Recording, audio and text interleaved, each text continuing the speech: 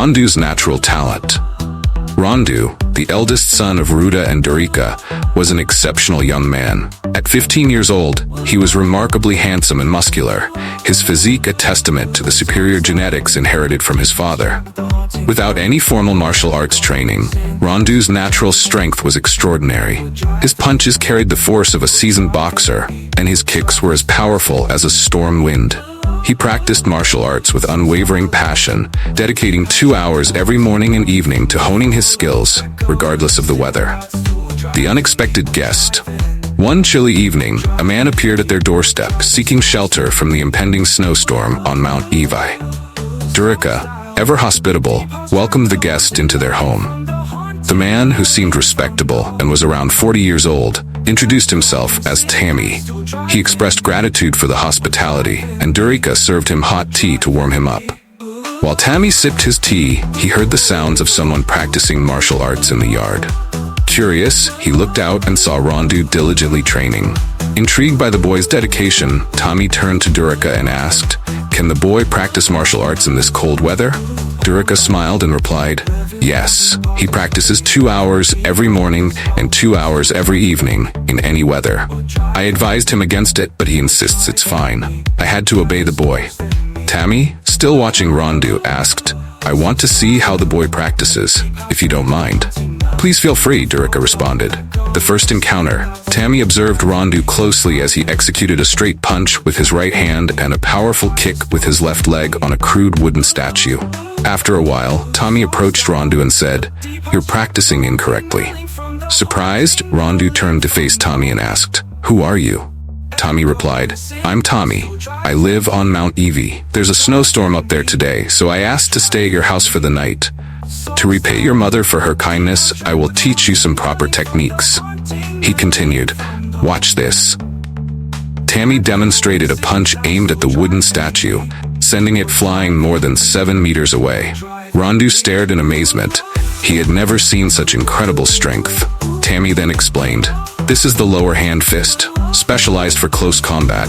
I also have the upper hand fist for attacking from afar. Watch." Tommy leapt high and delivered a powerful punch to the statue from about 2 meters away, breaking it into pieces. Rondu was stunned, unable to speak for a few seconds. Finally, he knelt and said, "Please accept me as your disciple." Tommy smiled and replied, "This is not the time for me to accept you as a disciple. If you want to become a professional fighter, you must undergo extremely arduous and persistent training. Consistency is crucial. No matter the difficulties and hardships, you must overcome them. Can you do it?" Rondu eagerly responded, "I can do it." The beginning of training. Tommy gently smiled and began to point out Rondu's mistakes. "The first thing in martial arts training is having strong and stable legs. You have strong legs, but they are not yet stable. Come here, I will show you." Tommy pressed on Rondu's chest, causing him to fall and feel some pain. "Now it's your turn. Try to push me down," Tommy instructed. Rondu tried with all his might, but Tommy stood firm, unmovable like a steel wall. "I have been practicing my stance for decades," Tammy explained. "You cannot shake me, because my legs are strong and my stance is solid. Now I will show you how to develop a stance as strong as steel." Tammy began to guide Rondu. "Concentrate on your practice and keep your mind focused. Believe in your abilities. Place your weight in the middle of your feet and maintain balance. This helps avoid misalignment and ensures a stable stance. Regular exercise is crucial. Be patient and persistent to develop stability and strength in your posture." Rondu listened intently and began to practice as instructed.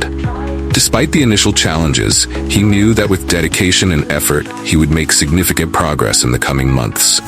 Born with the spirit of a fierce warrior like his father, Rondu was determined to excel. When the snowstorm passed and dawn broke, Tammy expressed his gratitude to Durika and Rondu for their hospitality.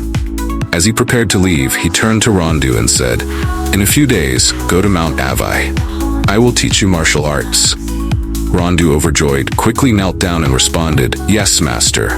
Tommy swiftly interrupted, helping Rondu to his feet. "I'm not your master yet. You must go through my trials before I accept you as a disciple." With those words, Tommy departed, his movements embodying the grace and precision of a top martial artist, leaving behind a deeply admiring Rondu. Rondu practiced tirelessly under Tommy's guidance. The transformation was evident. His stance became firmer, his movements more precise, and his overall strength and agility improved significantly.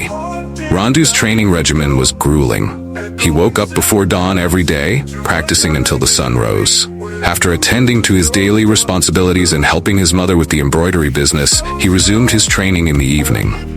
His dedication inspired everyone around him, especially Durika, who saw in her son the embodiment of his father's legacy.